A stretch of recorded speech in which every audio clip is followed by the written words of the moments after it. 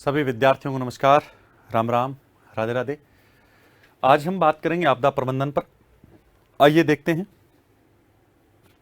Arjun series आपदा प्रबंधन। पहला क्वेश्चन देखिएगा, ये हमने देख लिया था कल 11 और 12।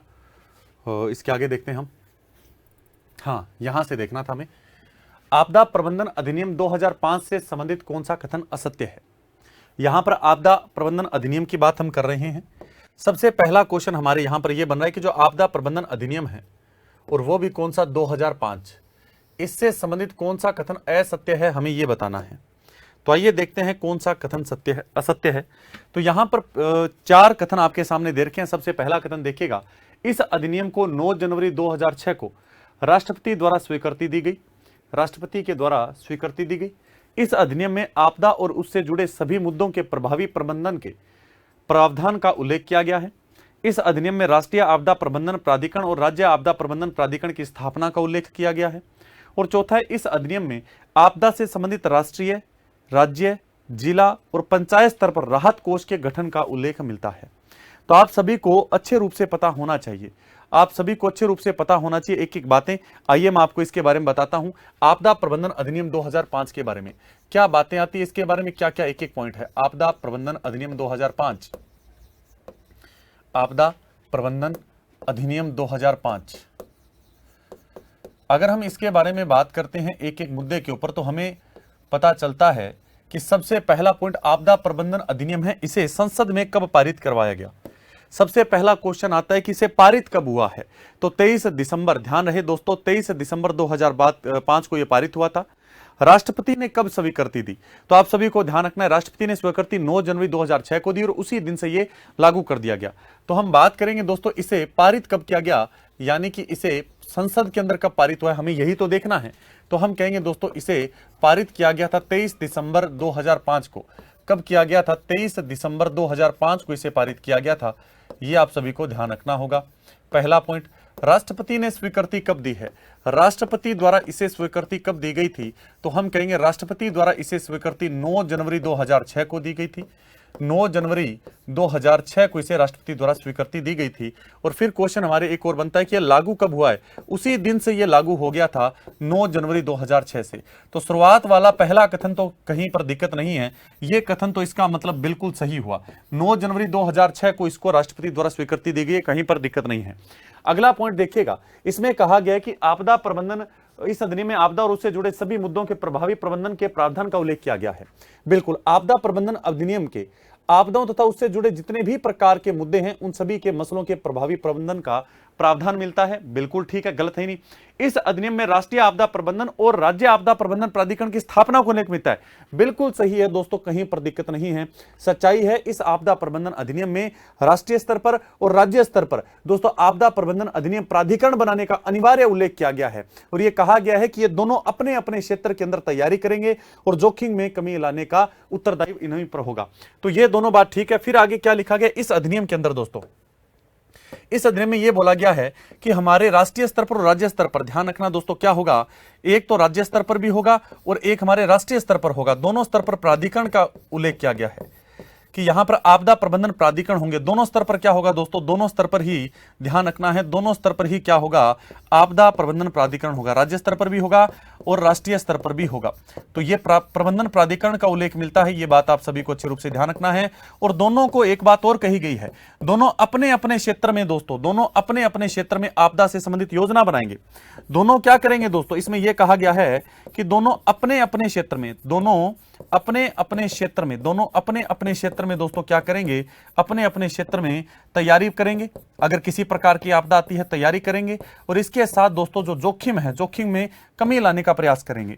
जोखिम जो आ रहा है दोस्तों, उस जोखिम के अंदर कमी लाने का प्रयास करेंगे। जोखिम में कमी लाने का, जोखिम में कमी लाने का प्रयास किया जाएगा। जोखिम में कमी लाने का क्या किया जाएगा, प्रयास किया जाएगा। ये बात आप सभी को अच्छे रूप से ध्यान रखनी होगी। आप कहोगे ओके सर, इसका मतलब है तीसरा कथन भी सही है, अभी गलत तो नहीं है, ये कथन भी सही है। फिर ये क्या कहता है, इस अधिनियम में आपदा से संबंधित राष्ट्रीय, राज्य, जिला और पंचायत स्तर पर राहत कोष का गठन, यानी 4 स्तर पर दोस्तों गौर से सुनिए, 4 स्तर पर क्या राहत कोष का गठन का उल्लेख मिलता है? तो आप सभी को अच्छे रूप से ध्यान रखना है कि इस अधिनियम में वित्तीय व्यवस्थाओं का उल्लेख मिलता है। कहा गया है राष्ट्रीय स्तर पर, इसमें कहा गया राज्य स्तर पर, इसमें कहा गया जिला स्तर पर। दोस्तों क्या किया जाएगा? कोष का गठन किया जाएगा। अब आपको कि सही है ना? गलत है, पंचायत स्तर इसमें शामिल ही नहीं है, यानी यही कथन गलत है। दोस्तों इस आपदा प्रबंधन अधिनियम में वित्तीय व्यवस्थाओं का उल्लेख किया गया है। इसमें क्या किया गया है? वित्तीय व्यवस्था का उल्लेख किया गया। कहा गया है कि इसके अंदर यह बात भी कही गई है कि जो हमारा राष्ट्र स्तर है, राज्य स्तर है और हमारा दोस्तों जिला स्तर है, इन 3 स्तर पर दोस्तों राहत कोष गठित किया जाएगा। क्या गठित किया जाएगा? तो आप सभी को ध्यान रखना है, राहत कोष गठित किया जाएगा। क्या गठित किया जाएगा? राहत कोष गठित किया जाएगा, इस बात का उल्लेख मिलता है। अब आप कहोगे अच्छा सर, तो ध्यान रखना इस अधिनियम को कब पारित किया गया, राष्ट्रपति ने कब स्वीकृति दी, लागू कब हुआ, इसके अंदर दोनों के प्रबंधन के प्राधिकरण का उल्लेख मिलता है, दोनों का काम क्या होगा, और हमारे वित्तीय व्यवस्था का उल्लेख किया गया। तो किस किस स्तर पर वित्तीय व्यवस्था का उल्लेख मिलता है? अब आप और कहोगे सर और क्या है? इसमें यह भी बात कहा गया है कि जो ये अधिनियम है दोस्तों, ये क्या करेंगे, अपने अपने क्षेत्र में जो भी जोखिम आ रहा है, जो भी आपदा है, उसमें कमी लाने का प्रयास करेंगे। और तो क्या है भाई? तो ये हमारा दोस्तों अधिनियम था, पहला क्वेश्चन था। इस पहले क्वेश्चन को हमने देखा। अब हम दूसरे क्वेश्चन की ओर बढ़ते हैं। दूसरा क्वेश्चन देखिएगा। दूसरा क्वेश्चन देखिए, दूसरा क्वेश्चन क्या कहता है? राष्ट्रीय आपदा प्रबंधन प्राधिकरण से संबंधित कौन सा कथन सत्य है? राष्ट्रीय आपदा प्रबंधन प्राधिकरण से संबंधित कौन सा कथन सत्य है? बहुत बढ़िया दोस्तों, सत्य कथन की पहचान करनी है। हमें क्या करनी है दोस्तों? सत्य कथन की पहचान करनी है। कह रहा है इसका गठन, यानी कि राष्ट्रीय आपदा प्रबंधन प्राधिकरण की बात हो रही है, इसका गठन 27 सितंबर 2006 को आपदा प्रबंधन अधिनियम 2005 के तहत किया गया। क्या इसका गठन कब हुआ है दोस्तों? 27 सितंबर 2006 को हुआ है। अभी हम बात करेंगे इस पर। फिर कह रहा है इसमें प्रधानमंत्री अध्यक्ष और 9 अन्य सदस्य होते हैं। क्या यह सत्य है? फिर वो कह रहा है भारत सरकार ने आपदा प्रबंधन के लिए 1999 में उच्च अधिकारी प्राप्त समिति और गुजरात भूकंप के बाद एक चुनौतीपूर्ण समिति की स्थापना की। आपको ओके, इस समिति का मुख्य उद्देश्य केवल आपदा प्रबंधन योजनाओं के निर्माण करने से संबंधित सिफारिश करना था। एक चीज सुनिएगा, यह कथन बिल्कुल सही है। राष्ट्रीय आपदा प्रबंधन प्राधिकरण का वास्तव में गठन 27 सितंबर 2006 को ही हुआ था। आपको ओके, यहां पर हम लिख लेते हैं राष्ट्रीय आपदा प्रबंधन प्राधिकरण। गौर से सुनिएगा, राष्ट्रीय आपदा प्रबंधन प्राधिकरण की बात हो रही है। अगर हम इसमें बात करें तो एक चीज का ध्यान रहे दोस्तों कि जो ये प्राधिकरण है इसका गठन कब हुआ है? तो बिल्कुल सही है, 27 सितंबर दोस्तों कब हुआ है? 27 सितंबर 2006 को हुआ है। गलत नहीं है ये। आप कहोगे ओके सर 27 सितंबर 2006 को हुआ है। आप कहोगे सर इसका अध्यक्ष कौन होता है? तो बिल्कुल इसका अध्यक्ष दोस्तों प्रधानमंत्री होता है, पीएम होता है। आप कहोगे इसमें सदस्य कितने होते हैं? तो इसी कथन में आपके सामने लिखा हुआ है कि इसमें सदस्य कितने होते हैं? 9 अन्य सदस्य होते हैं। आप कहोगे ओके सर। अगला कथन देखिए, इसका मतलब ये भी सही। भारत सरकार ने आपदा प्रबंधन के लिए 1999 में हमारे भारत में पहली बार दोस्तों आपदा प्रबंधन से राष्ट्रीय आपदा प्रबंधन प्राधिकरण के गठन के लिए पहले हमने एक उच्च अधिकारी प्राप्त समिति बनाई थी। पहली बार हुआ, इस समिति ने सिफारिश की। उसके तुरंत बाद आप जानते हैं दोस्तों 2001 में भूकंप आया था, तो गुजरात के अंदर जो भूकंप आया उसके बाद हमने फिर एक चुनौतीपूर्ण समिति बनाई। दोनों समितियों ने एक ही सिफारिश की थी। दोनों समितियों ने दोस्तों राष्ट्रीय आपदा प्रबंधन प्राधिकरण की सिफारिश की। अब ठीक है, यह बात हमने देख ली है कि दोनों समितियों ने इसके स्थापना के लिए सिफारिश कर दी। बाकी क्या लिख रहा आगे सुनिएगा। इस अधिनियम का मुख्य उद्देश्य केवल आपदा प्रबंधन योजनाओं के निर्माण करने से संबंधित सिफारिश करना है। क्या यही काम है इसका? गौर से सुने, केवल और कह रहा है कि केवल इतना सा काम है इसका कि आपदा प्रबंधन योजना यानी आपदा के प्रबंधन से संबंधित जो योजना है उसके निर्माण करने से संबंधित सिफारिश करना इसका काम। दोस्तों एक चीज का ध्यान रखना, इसका क्या काम है हम सारी बात करेंगे। इसका काम दोस्तों ध्यान रखें, गौर से सुनिएगा।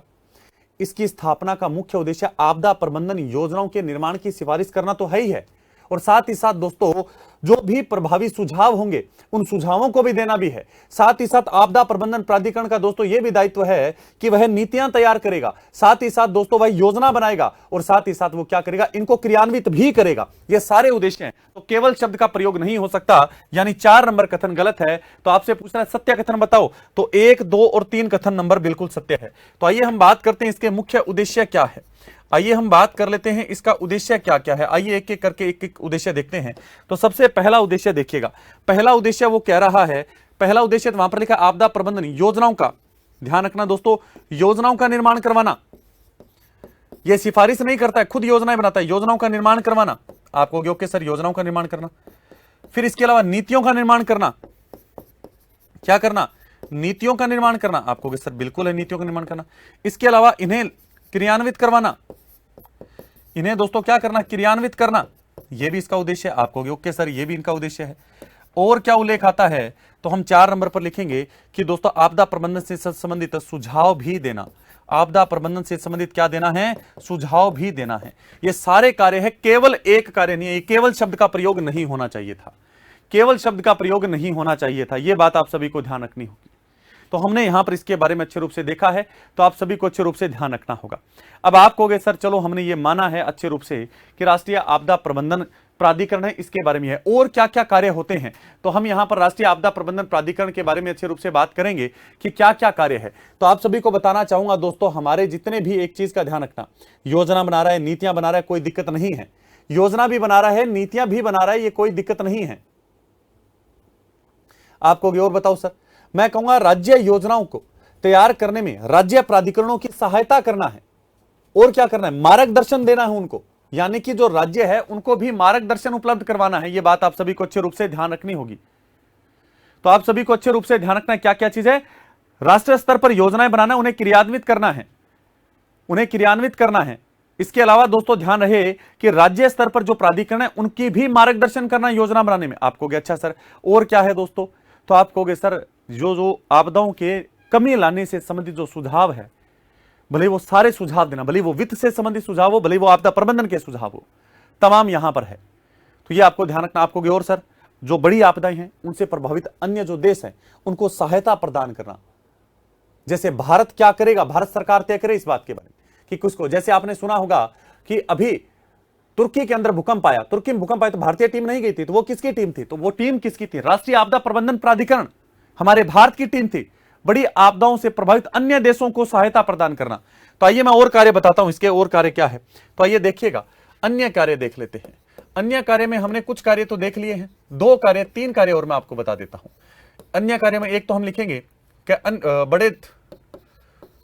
बड़ी आपदाओं के समय, ध्यान रखना, क्या ध्यान रखना आपको, बड़ी आपदाओं से प्रभावित,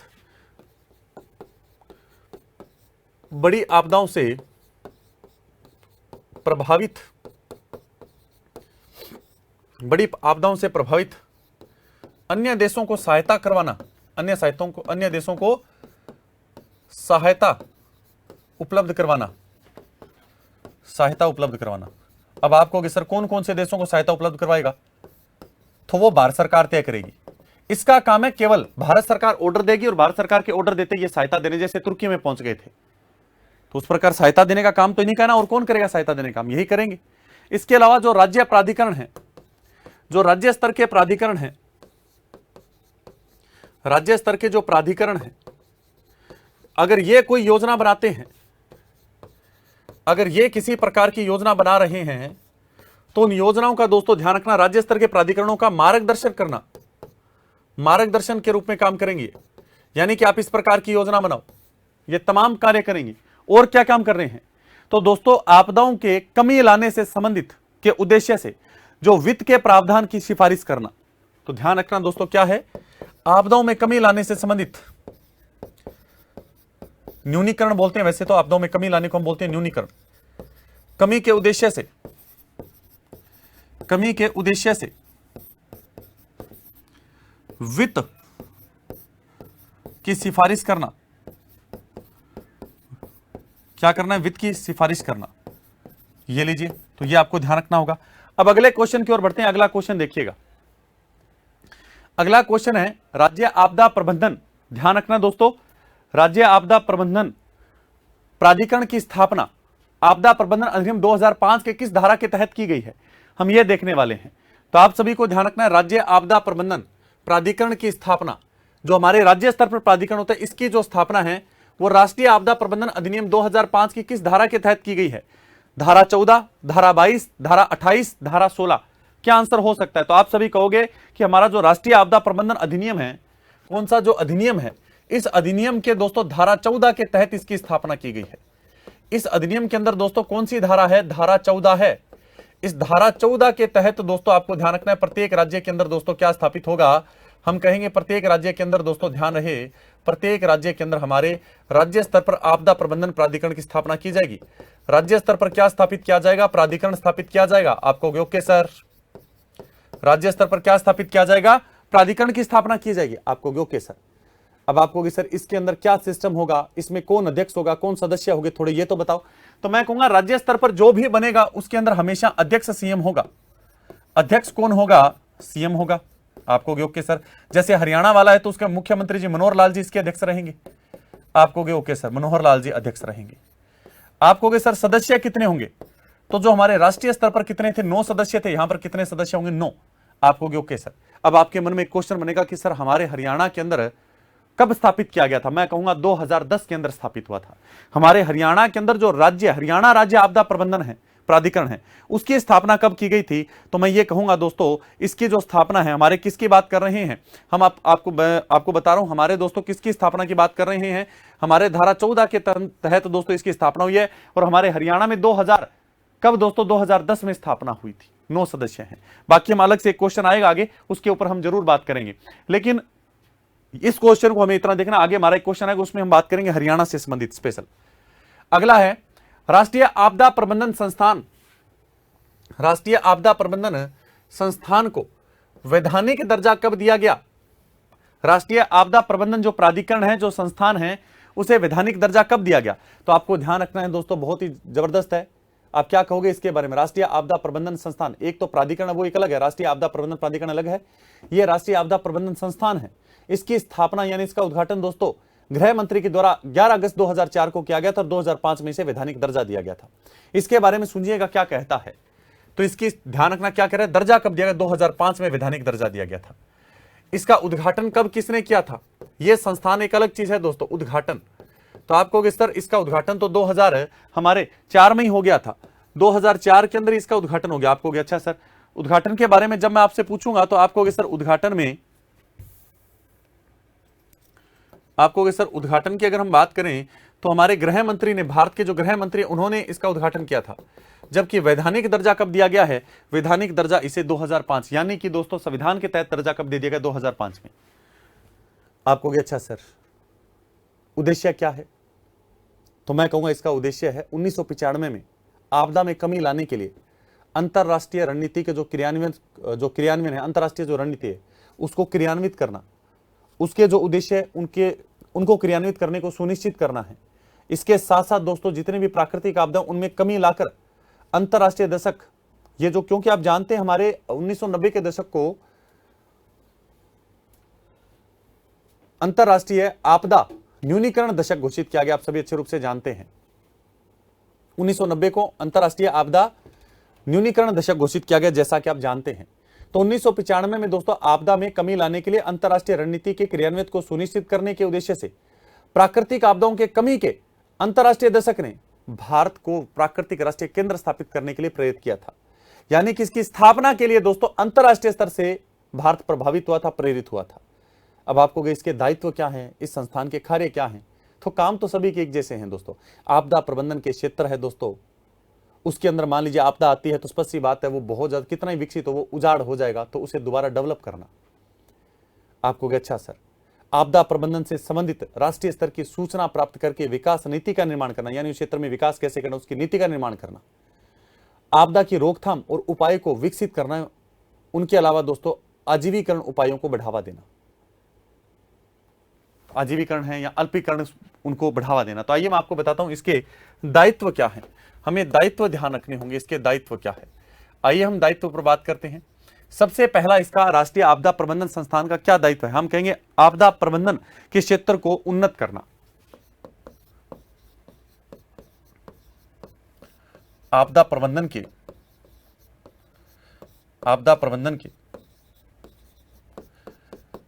क्षेत्र को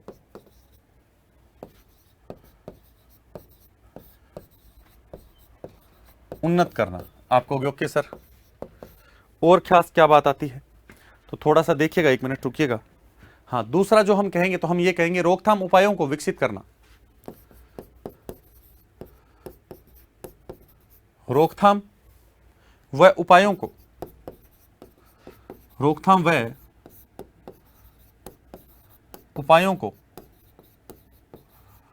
विकसित करना।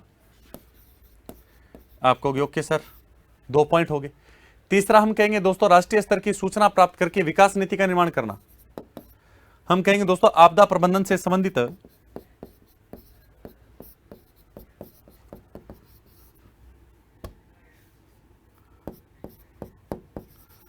आपदा प्रबंधन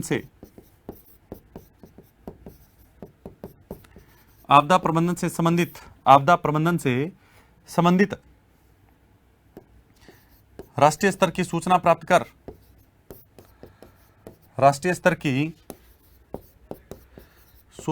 कर विकास की रणनीति बनाना, यानी कि विकास नीति का निर्माण करना।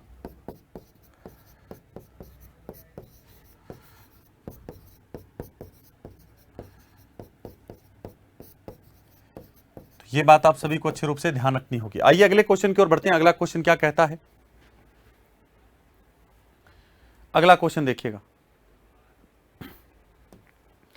अगला राष्ट्रीय आपदा अनुक्रिया फोर्स का गठन ध्यान रखना, राष्ट्रीय आपदा अनुक्रिया फोर्स का गठन आपदा प्रबंधन अधिनियम 2005 की किस धारा के अधीन किया गया? राष्ट्रीय आपदा अनुक्रिया फोर्स, इसका जो गठन है आपदा प्रबंधन अधिनियम की कौन सी धारा के तहत किया गया? तो मैं कहूंगा ए और बी, धारा 44 और 45।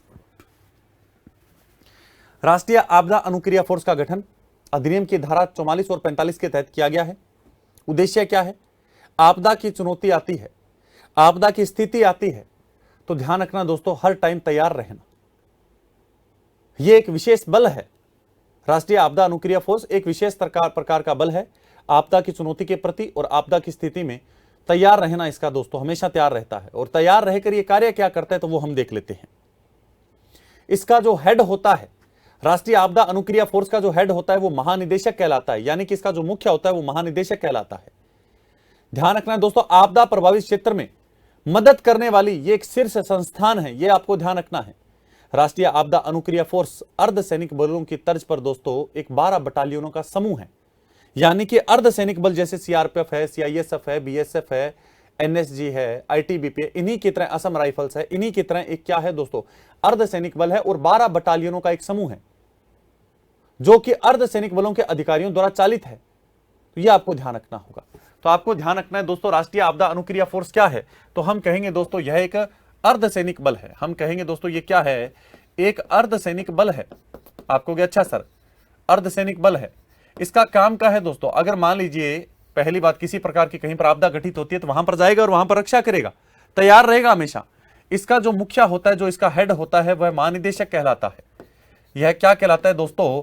इसका हेड हमेशा महानिदेशक कहलाता है। तो यह बात आप सभी को ध्यान रखना, क्या कहलाता है? महानिदेशक कहलाता है। आप कहोगे और क्या काम है दोस्तों? आपदा प्रभावित क्षेत्रों में इसका काम क्या है, कार्य क्या है? ध्यान रखना, आपदा प्रभावित क्षेत्रों में सहायता करना, मदद पहुंचाना। आपदा प्रभावित क्षेत्रों में मदद पहुंचाना, आपदा प्रभावित क्षेत्रों में मदद पहुंचाना। यह बात आप सभी को अच्छे रूप से ध्यान रखनी होगी। और यह एक शीर्ष संस्थान है इसके प्रति कार्य करने वाला। आप कहोगे अच्छा सर, मैं कहूंगा दोस्तों ये और क्या खास बात है, तो हम कहेंगे दोस्तों जो राष्ट्रीय आपदा अनुक्रिया फोर्स है अर्धसैनिक बल की तरह ही होती है ये, जैसे हमारे भारत में अन्य अर्धसैनिक बल है। ये क्या है, तो हम कहेंगे अर्धसैनिक बल की तर्ज पर यह 12 बटालियनों का समूह है एक, यानी इसमें टोटल कितनी बटालियन? हम कहेंगे 12 बटालियन, 12 बटालियन का समूह है एक। तो ये आपको ध्यान रखना, इसका हेड क्या कहलाता है, तो हम कहेंगे महानिदेशक कहलाता है। ये क्या करता है? आपदा प्रभावित क्षेत्रों में मदद करने का कार्य करता है। अर्धसैनिक बल की तर्ज पर ही है दोस्तों, यह एक 12 बटालियनों का समूह है और इसका गठन धारा 44 और धारा 45 के तहत किया गया था, राष्ट्रीय आपदा अनुक्रिया फोर्स। तो यह बात आप सभी को अच्छे रूप से ध्यान रखना होगा। आइए हम बात करते हैं, अगला क्वेश्चन देखिएगा। अगला क्वेश्चन है आपदा प्रबंधन चक्कर से संबंधित कौन सा कथन असत्य है? आपदा प्रबंधन चक्कर से संबंधित दोस्तों कौन सा कथन असत्य है? एक आप जानते हैं आपदा प्रबंधन के 3 चक्कर होते हैं। देखिएगा, आपदा प्रबंधन चक्र को 3 चरणों में विभाजित किया गया है। पहला कथन सही। आपदा के प्रथम चरण में रोकथाम और न्यूनीकरण के कार्य किए जाते हैं। ओके, बात तो गलत नहीं है। अभी आपदा का जब प्रथम चक्कर क्या है, आपदा से प्रथम चरण में क्या होता है, 3 चरण है, एक तो आपदा से पहले, एक आपदा के समय और एक आपदा के बाद, 3 चरण है। आपदा का जब आपको पता चल चुका है, जैसे कल एक बहुत शानदार वीडियो देखी मैंने, उसके दौरान बहुत शानदार रिस्पॉन्स भी आया। उसके अंदर वीडियो के अंदर बहुत अच्छी बात कही कि लोग अक्सर कोई व्यक्ति कार्य करता है और अन्य लोग उस कार्य को नहीं कर रहे, वो अकेला कर रहा है, तो लोग उसे मूर्ख कहेंगे। मूर्ख कहते हैं हमारे समाज में, आप जानते हैं। उस वीडियो के नीचे कमेंट इस पर के वास्तव में बहुत सही बात है। तो उसमें एक दिखाया जाता है कि शायद वो भारत की वीडियो नहीं थी, कहीं और देश की वीडियो थी, और उस वीडियो में रियल घटना है वो। उसके अंदर एक व्यक्ति अपने घर के चारों ओर एक बहुत ही बड़ी पाइप, कम से कम मान लीजिए जैसे में ये कमरा है, कमरे की जितनी चौड़ाई उस पाइप की थी, प्लास्टिक की पाइप थी वो। सरकार ने 10 दिन पहले, कोई देश, दूसरे देश की बात है, उस क्षेत्र की, मैं मान लीजिए जहां पर वो व्यक्ति की बात वीडियो कर रहा हूं, उस क्षेत्र के अंदर, वहां उस देश की सरकार ने एक बात बोली कि इस क्षेत्र में जो नदी है इसका वाटर लेवल ऊपर आने वाला है और आपके क्षेत्र में 3-3 फीट तक पानी भर जाएगा। कितने फीट? 3-3 फीट पानी भर जाएगा। सरकार ने पहले सुनिश्चित कर दिया और लगातार ये 1 महीने तक ये स्थिति रहने वाली है। सरकार ने अच्छे रूप से बता दिया है। तो एक व्यक्ति ने बहुत ही शानदार कार्य किया, क्योंकि आप जानते हैं ज्यादातर बाहर देशों के अंदर पक्का ही पक्का होता है, आप जानते हैं अच्छे रूप से। पानी नीचे जाएगा कहां, 1 महीने जैसी स्थिति तो बनी रहेगी अपने आप ही भी। तो उस व्यक्ति ने कम से कम मान के चलिए 10 फीट चौड़ी एक पाइप लेकर आया, जो कि बिल्कुल रबड़ की बनी हुई थी। रबड़ की, मैं ये नहीं कह रहा कि प्लास्टिक, रबड़। आपको सर प्लास्टिक रबड़ में क्या, रबड़ जैसे अभी मेरे हाथ में था, बिल्कुल लचीला ऐसा। उसने उसमें पानी भर दिया। अब वो बेचारी पाइप थी वो रबड़ की, वो फूल चुकी थी पानी भरने के बाद। आप जानते हैं रबड़ को पानी से भरने के बाद वो आप उठा लोगे, आप नहीं। उसने अपने घर के चारों ओर दीवार के वो पाइप फैला दी, उसमें फुल पानी भर दिया। लोग बोल रहे हैं कि वो मूर्ख है, मूर्ख है, मूर्ख है। उस व्यक्ति ने 3 दिन बाद में रियल में ही वो नदी का जल स्तर ऊपर आया, सारे लोगों के घर में 1.5 फीट तक पानी भर गया, उसके घर में एक बूंद भी पानी नहीं गया। कारण, क्योंकि उसने रबड़ की पाइप ली, रबड़ की पाइप लेके उसमें पानी भरा। पानी भरने के बाद रबड़ की पाइप आप जानते हैं खड्डे के अंदर अपने आप फिट हो जाती है, सेट हो जाती है। तो वो पानी को दोस्तों उसने अंदर नहीं आने दिया उसके घर में, तो उसका घर था बिल्कुल क्लीन रहा। और बाद में अन्य लोगों को, उसका घर काफी बड़ा था, अन्य लोगों को उसने शरण दी। ये जो उसने कार्य किया है आपदा आने से पहले किया था। तो प्रथम, इसमें क्या लिखा है, आपदा के प्रथम चरण में रोकथाम और न्यूनीकरण के कार्य तो उसने पहले ही कर लिया था। तो प्रथम चरण समझा रहा था मैं आपको, साथ में मेरे वो वीडियो देखी तो वो भी मैंने आपको बता दी। ये प्रथम चरण था। व्यक्ति को जब पहले सूचना दे दी है तो कम से कम पहला अपना जुगाड़ बैठाओ भी, अपनी पहले ही व्यवस्था करो, भोजन की, चिकित्सा की, सारी भी आपदा के समय पता नहीं क्या हो जाए, सारी व्यवस्था करनी पड़ेगी। तो पहले ही प्रथम चरण में रोकथाम, उसको रोक सकते हैं तो रोकने का प्रयास कीजिए, उसके अगर रोक नहीं सकते तो उसको कम करने का प्रयास कीजिए आपको। क्योंकि दूसरे आपदा के दूसरे चरण में आपदा के दौरान किए जाने वाले राहत कार्यों को सम्मिलित किया गया है। आपदा के दूसरे चरण में आपदा आ चुकी है, उस आपदा के दौरान किए जाने वाले कार्यों को सम्मिलित किया गया है। बात तो ठीक है।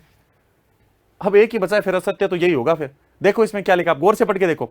आपदा के बाद भवनों और सड़कों पर पड़े मलबे को उठाना आपदा प्रबंधन के तीसरे चरण का कार्य है। अब आप कहोगे सर बात तो ठीक है, गलत काम बोल रहा है कि आपदा आ चुकी है, मलबा सब सड़कों पर बिखरा है मकानों का, अब उठा रहे हैं। नहीं दोस्तों, आपदा जब आ रही होती है उसी दौरान लोग कहीं नीचे दब जाते हैं, तो सरकार जो भी फोर्स होता है हाथों हाथ आपदा के समय ही एक्टिव होकर वहां पर मलबे को उठाता है, लोगों को नीचे से खींचता है। गलती ये कर दी कि ये जो कार्य है, ये मलबा हटाना, ये दूसरे चरण का ही कार्य है, दूसरे चरण का कार्य है। अब आप कहोगे तो फिर तीसरा चरण कहां गया? तो मैं आपको तीनों चरणों के बारे में एक एक करके चरण बताता हूं। आप सभी को अच्छे रूप से ध्यान रखना है दोस्तों तीनों चरणों के बारे में। पहला चरण सुनिएगा, आपदा से पहले क्या करना। आपदा के प्रथम चरण में रोकथाम तथा न्यूनीकरण की कार्यवाही की जाती है। प्रथम चक्कर के अंदर बस इतना है कि अगर आपको पता चल चुका है कि आपदा आएगी तो उसके रोकथाम से संबंधित कार्य कीजिए। अगर रोक नहीं सकते तो कम से कम हो जाए, ऐसा कार्य कीजिए। फिर भी नहीं हो सकता तो कम से कम आप इतना कार्य कीजिए कि आपकी सेफ्टी रहे, आपको हानि ना हो, आपको न जन की हानि हो ना आर्थिक हानि हो, ऐसे कार्य कीजिए। आपको अच्छा सर ये बात है, मैं कहूंगा बिल्कुल यही है अभी। फिर आपको क्या आपदा के दौरान, मैं कहूंगा आपदा के दौरान में दोस्तों ये सिस्टम होता है बहुत ही ज्यादा, क्या होता है उस समय क्रिटिकल कंडीशन बनी होती है, तो उस समय आपको खोज का कार्य करना होगा। भी लोग कहीं दबे तो नहीं, खोज करो, उनका बचाव कार्य करो। वहां से जो लोग हैं दोस्तों उनको दूसरे स्थान पर, सुरक्षित स्थानों पर भेजो। भी आपके चोट लिया, आप जल्द से जल्द अगले स्थान पर जाओ। मृतकों के शवों को ढूंढो, जो मर गए हैं उन लोगों के शवों को निकालो, उनकी पहचान करवाओ। कि वो कहां के थे। यहां तक कि दोस्तों जब ये सारी चीजें होगी, एक चीज सोचो कि जब आप खोज का कार्य कर रहे हो, आप जब शवों को निकाल रहे हो, जब खोज हो रही है, तो स्पष्ट सी बात है कि मलबे को हटा ही रहे हो आप। तो आपको ध्यान रखना है, सड़कों पर बिखरे और मकानों का जो मलबा बिखरा हुआ है, उस मलबे को भी हटाना दोस्तों आपदा के दौरान किया जाता है। ये दूसरे चरण का काम है। तो आपको फिर तीसरे चरण का काम क्या है सर? तीसरे चरण का काम बताओ।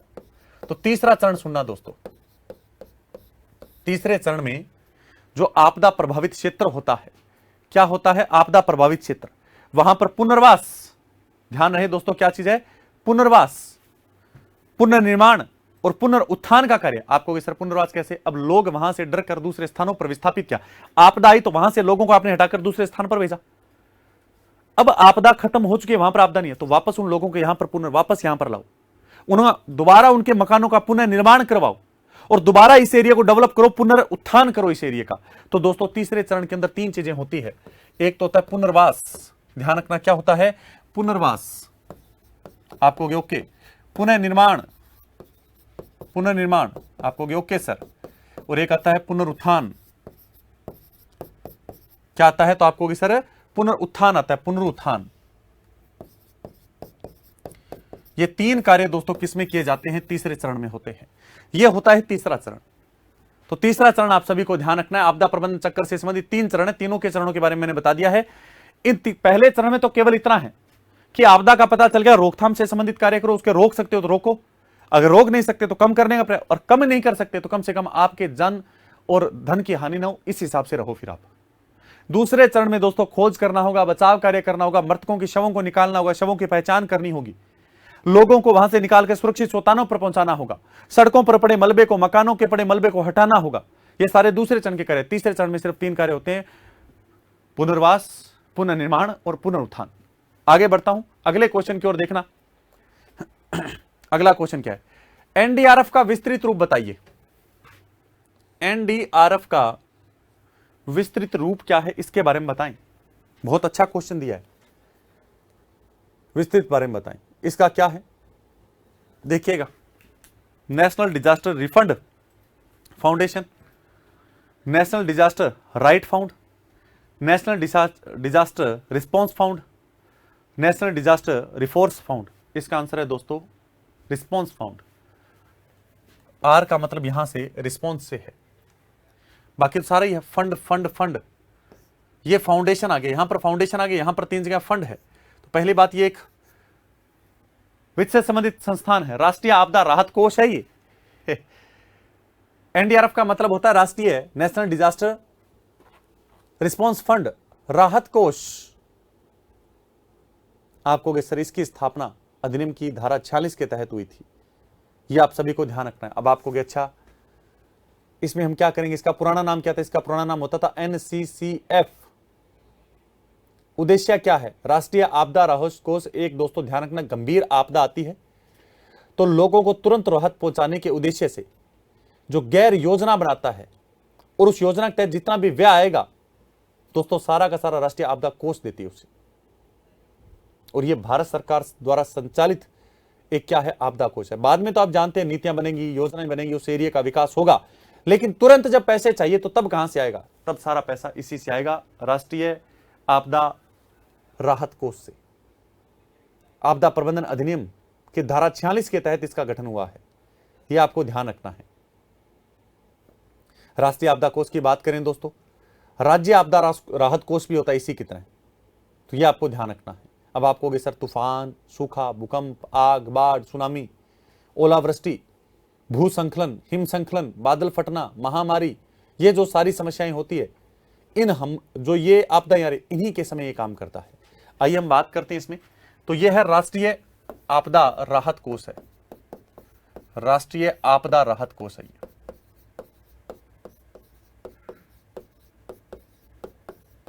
राष्ट्रीय आपदा राहत कोष है। आपको इसके बारे में क्या ध्यान रखना है सर? तो मैं कहूंगा इसकी स्थापना, जो अधिनियम है राष्ट्रीय आपदा प्रबंधन अधिनियम, उस अधिनियम की धारा 46 के तहत इसकी स्थापना हुई है। धारा 46 आपको ओके। अब मान लीजिए किसी भी प्रकार का आपदा आ गई है और इस आपदा के दौरान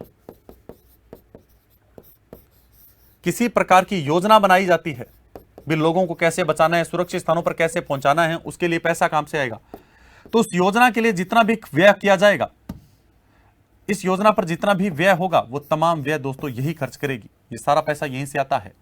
और दोस्तों ध्यान रखना, भारत सरकार के अधीन कार्यरत है, भारत सरकार के अधीन है, ये आप सभी को ध्यान रखना होगा। और इसी की तर्ज पर दोस्तों जैसे कि ये होता है, उसी प्रकार एक होता है एसडीआरएफ। एसडीआरएफ यानी स्टेट डिजास्टर रिस्पांस फंड। तो बिल्कुल इसी की तरह होता है, ये बात आप सभी को अच्छे रूप से ध्यान रखना, बिल्कुल इसी की तर्ज पर बनाया गया उसे भी। आपको ओके सर। अगले क्वेश्चन की ओर बढ़ते हैं। अगला क्वेश्चन देखिएगा। अगला क्वेश्चन है, हरियाणा राज्य आपदा प्रबंधन प्राधिकरण का गठन किस वर्ष किया गया है? ध्यान रखिएगा, हरियाणा राज्य आपदा प्रबंधन प्राधिकरण का, हरियाणा राज्य आपदा प्रबंधन प्राधिकरण का गठन किस वर्ष किया गया है? क्वेश्चन ये है। वर्ष 2006 में किया गया है, वर्ष 2008 में किया गया है, वर्ष 2010 में किया गया है, वर्ष 2012 में किया गया है? तो आप सभी कहोगे कि सर हरियाणा के अंदर दोस्तों 2010 में किया गया था और तारीख भी 10 ही थी, 10 सितंबर थी, 10/9/2010। और मैं कहता हूं अगर अक्टूबर में स्थापना हो जाती तो 1 महीने लेट कर लेते तो बढ़िया होता, 10/10/10 हो जाता, याद रखने की आवश्यकता नहीं पड़ती। तो हरियाणा राज्य आपदा प्रबंधन प्राधिकरण की स्थापना कब हुई है? तो हम कहेंगे दोस्तों इसकी स्थापना 10 सितंबर 2010 को हुई है। बस काम एक है, वही सेम, आपदाओं को रोकना है। इसमें मेंबर कितने होंगे? हम कहेंगे भाई मुख्यमंत्री अध्यक्ष होता है और 8 सदस्य होते हैं, तो मुख्यमंत्री सहित तो 9 हैं। मुख्यमंत्री सहित तो कितने हैं? 9 हैं। आइए ठीक है, अध्यक्ष तो वही आप जानते हैं, अध्यक्ष तो कौन है? मुख्यमंत्री ही है। अध्यक्ष कौन है? सीएम है। सीएम के अलावा सदस्य कितने होंगे? हम कहेंगे सीएम के अलावा सदस्य होते हैं 8। आपको ओके। अब क्वेश्चन सुनिएगा, आपको कि सर 8 मेंबर होते हैं, तो वो 8 मेंबर कौन से होते हैं, हमें ये बताओ। 8 मेंबर में हम बात करें, वित्त मंत्री शामिल होगा, स्वास्थ्य मंत्री शामिल होगा, ग्रामीण विकास और पंचायती राज मंत्री शामिल होगा। देखो वित्त मंत्री है, स्वास्थ्य मंत्री है, ग्रामीण विकास है, पंचायती राज मंत्री है। वित्तीय आयुक्त होगा राजस्व एवं आपदा प्रबंधन विभाग का, कौन होगा? वित्तीय आयुक्त। गृह सचिव होगा, होम सेक्रेटरी। राष्ट्रीय आपदा प्रबंधन प्राधिकरण के जो प्रतिनिधि है वो भी इसके सदस्य होंगे। राजस्व मंत्री होगा, मुख्य सचिव इसका मेंबर होगा। तो इतने सारे दोस्तों राज्य के अंदर मेंबर होते हैं। तो आइए बात कर लेते हैं इसके मेंबर कौन कौन होते हैं। 1 नंबर पर हम कहेंगे, 1 नंबर पर होता है वित्त मंत्री। आपको ओके सर। स्वास्थ्य मंत्री कौन है? स्वास्थ्य मंत्री। आपको ओके सर। राजस्व मंत्री कौन होता है? राजस्व मंत्री। आपको ओके सर। मुख्य सचिव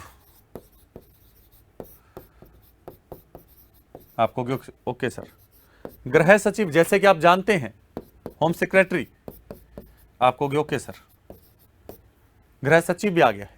और कौन आता है? तो हम अभी हमने देखा था, तो ग्रामीण विकास एवं पंचायती राज विभाग, पंचायती राज विभाग के मंत्री होते हैं जो पंचायती राज मंत्री, क्योंकि उस क्षेत्र में कोई ना कोई पंचायत वगैरह वो तो आएंगे भी, पंचायती राज वाले तो। और कौन आएंगे? आपको राजस्व आपदा प्रबंधन जो विभाग है, कौन सा है? राजस्व एवं आपदा प्रबंधन विभाग है। इस विभाग का दोस्तों आयुक्त आएगा। इस विभाग का कौन आएगा? आयुक्त आएगा। आपको ओके सर। और 8 नंबर पर हम किसे कहेंगे? कि हम कहेंगे राष्ट्रीय आपदा प्रबंधन प्राधिकरण के जो प्रतिनिधि होगा। 1 मेंबर हम किससे लेंगे? राष्ट्रीय आपदा प्रबंधन प्राधिकरण से लेंगे।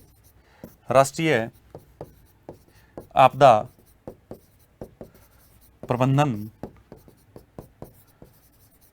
प्राधिकरण का प्रतिनिधि होगा। ये लीजिए, ये भी हमने देख लिया है।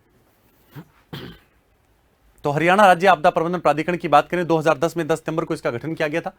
अध्यक्ष आप जानते हैं समय समय पर रहे हैं, और आप देख सकते हैं ये इसके 8 मेंबर होते हैं। अब आपको ओके सर, ये बातें तो हमने नोट की है, बहुत बढ़िया है। अगले क्वेश्चन की ओर बढ़ते हैं। अगला क्वेश्चन देखिएगा, अंतरराष्ट्रीय प्राकृतिक आपदा न्यूनीकरण दशक को घोषित किया गया। राष्ट्रीय प्राकृतिक आपदा न्यूनीकरण दशक डैश डैश डैश को घोषित किया गया वर्ष 1990। वर्ष 1990। आपको गया अच्छा सर। प्राकृतिक आपदाओं के दोस्तों प्रभाव को कम करने के लिए, उनको रोकने के लिए 1990 के दशक को अंतरराष्ट्रीय प्राकृतिक आपदा न्यूनीकरण दशक घोषित किया गया। इस बात की घोषणा संयुक्त राष्ट्र की महासभा में 11 दिसंबर 1987 को ही कर दी गई थी। ध्यान रखना दोस्तों कि 1990 जो 1990 का दशक है, यह क्या है? अंतरराष्ट्रीय प्राकृतिक आपदा न्यूनीकरण दशक है। इस बात की घोषणा दोस्तों ध्यान रखना, जो संयुक्त राष्ट्र यूएनओ है, जो संयुक्त राष्ट्र संघ है, आप जानते हैं यूएनओ की बात कर रहा हूं, संयुक्त राष्ट्र में, इस संयुक्त राष्ट्र सभा के अंदर जो महासभा है, जिसे विश्व की संसद कहा जाता है, इसके अंदर 1987 में ही कर दी गई थी। इस महासभा के अंदर कि 1990 को हम ये दशक बनाएंगे, इस बात की घोषणा दोस्तों कब की गई है? हम कहेंगे 11 दिसंबर 1987 को ही कर दी गई थी। आपको ध्यान रखना है कि अंतरराष्ट्रीय प्राकृतिक आपदा न्यूनीकरण दशक 1990 को अंतरराष्ट्रीय प्राकृतिक आपदा न्यूनीकरण दशक घोषित किया गया। इस बात की घोषणा किस वर्ष की गई थी? 1987 में। किसने की थी? महासभा ने। महासभा कौन सी? यूएनओ वाली। आपको अच्छा सर यूएनओ वाली महासभा, मैं कहूंगा बिल्कुल घोषणा की गई। अब घोषणा होगी तो काम भी होगी। फिर 22 दिसंबर 1989 आया, लगभग 2 साल बाद आया, तो एक दोस्तों संकल्प यानी कि एक प्रस्ताव भी पारित किया गया और वास्तव में दोस्तों ध्यान रखना इसे अपना लिया गया। यानी कि दोस्तों इसे अपनाए कब? घोषणा तो तब होगी, बाद में इसके लिए प्रस्ताव कब लेकर आए? तो दोस्तों इसके लिए प्रस्ताव लेकर आए 1989 में, और तारीख थी 22 दिसंबर 1989 को इसके लिए प्रस्ताव लेकर आए और इसे दोस्तों अपनाया गया। इसे क्या कर लिया गया? अपनाया गया। अब आपको अच्छा सर अंतरराष्ट्रीय प्राकृतिक आपदा न्यूनीकरण जो दशक है, इसका मतलब क्यों अपनाया गया? ऐसा क्या हो जाता है इन 10 सालों में? क्या काम है? तो ये सारे के सारे हमें ध्यान रखना होगा। तो इन 10 सालों में यह बोला गया कि राष्ट्रीय स्तर पर आपदा प्रबंधन उपायों की योजना बनाना, उनको क्रियान्वित किया जाए। लगातार प्राकृतिक आपदाएं बहुत ज्यादा आ रही थी। विकास कार्यक्रमों के साथ साथ आपदा के रोकथाम नीतियों को स्वीकार करना है, उनका एकीकरण करना है, ये काम दिए गए। यानी कुल मिलाकर बात है दोस्तों, इन 10 सालों के अंदर हमें मुख्य रूप से आपदाओं से संबंधित कार्य करना है, इसीलिए दशक घोषित किया गया है। आइए आगे बढ़ता हूं अगले क्वेश्चन की ओर। अगला क्वेश्चन है, निम्नलिखित में से कौन सा युग्म असंगत है? आपको ध्यान रखना है, आज तक हमारे पूरे विश्व की बात करें, पूरे विश्व में दोस्तों, या हम बात कर लें विश्व स्तर पर, विश्व स्तर पर 3 सम्मेलन हुए हैं। ध्यान रखना, आपदाओं से संबंधित विश्व स्तर पर ध्यान रखना, आपदाओं से संबंधित ध्यान रहे दोस्तों, आपदाओं से संबंधित हम बात कर रहे हैं, आपदाओं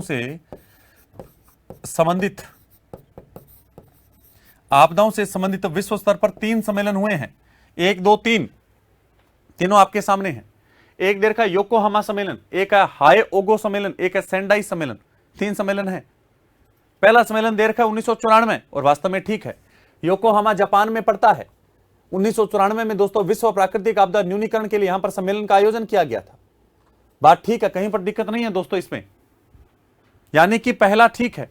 यहां पर वो कह रहा है असंगत बताएं, यानी इन तीनों में से यहां तो 1 या 2 ऐसे होंगे जो असंगत होंगे। तो पहला तो ठीक है, अभी योकोहामा जापान में पड़ता है, जापान में पड़ता है। अब आगे लिख रहा है हायोगो सम्मेलन, हायोगो सम्मेलन ही गलत है। हायोगो सम्मेलन 2005 में हुआ था, यह आपको ध्यान रखना है। आपको ओके सर ये लीजिए, गलत है ये, तो ये 2005 में हुआ है, 2005 में, ये गलत है। सेंडाई सम्मेलन ये फिर जापान 2015। असंगत बताओ, केवल 2 इसके अंदर असंगत है। आप देख सकते हैं हमने अच्छे रूप से निम्नलिखित में से कौन सा युग्म गलत है इसके ऊपर चर्चा की है और अच्छे रूप से बात की है। आइए आगे बढ़ता हूं। कह रहा है आपदा न्यूनीकरण के लिए योकोहामा सम्मेलन से संबंधित कौन सा कथन असत्य है? आइए हम बात कर लेते हैं कौन सा कथन असत्य है। एक एक करके मुद्दों पर बात करने वाले हैं, एक एक करके देखेंगे। आइए देखते हैं कौन सा कथन असत्य। कह रहा है गरीबी उन्मूलन के साथ साथ समरूपता में पर्यावरण की सुरक्षा को सुनिश्चित करना। यह कह रहा है योकोहामा जो सम्मेलन हुआ है दोस्तों, अभी आप पढ़कर आए हो, देख सकते हैं योकोहामा सम्मेलन 1994 जो जापान में हुआ है, यह जो 1994 उससे संबंधित असत्य कथन बताना है। 1994 में जापान में जो हुआ है, इससे संबंधित असत्य कथन बताना है। गरीबी उन्मूलन के साथ समरूपता में पर्यावरण की सुरक्षा को सुनिश्चित करना। यानी कि अगर आपदा आ जाती है तो उस क्षेत्र में आप जानते हैं दोस्तों बहुत ज्यादा प्रभाव पड़ता है आर्थिक रूप से, तो वहां पर गरीबी है उसका उन्मूलन भी करना और साथ साथ पर्यावरण की भी देखभाल करनी होगी। बात तो ठीक है, गलत तो नहीं है भैया। आपदाओं को रोकने के लिए स्थानीय, क्षेत्रीय, राष्ट्रीय और अंतर्राष्ट्रीय सभी स्तरों पर लोगों की भागीदारी को बढ़ावा देना है, बात यह भी ठीक है। आपदाओं की जानकारी फैलाने के लिए संचार और प्रसारण सेवाओं को मुख्य रूप से अपनाना, उनका पालन करना है। बिल्कुल, आपदा आ जाती है तो तुरंत उसकी सूचना सभी जगह पहुंचा दी जाए ताकि कहीं से भी सहायता मिले। जैसे तुर्की वाली है, भूकंप आया तो सभी देशों में बात जानकारी पहुंच गई और अगले दिन सारे के सारे देश वहां पहुंच गए थे। तो यही तो बोल रहा है, आपदाओं की जानकारी फैलाने के लिए संचार और प्रसारण सेवाओं को मुख्य रूप से अपनाना, उनका पालन करना। तो तीनों ही सही है। ये तो असत्य, उपयुक्त में से कोई नहीं। इसका आंसर यह है, डी ऑप्शन, उपयुक्त में से कोई नहीं। आज हम 23 नंबर क्वेश्चन तक देखेंगे। आज इतने क्वेश्चन देखेंगे। आप सभी ने प्रेम से बनाए रखा, उसके लिए बहुत बहुत धन्यवाद।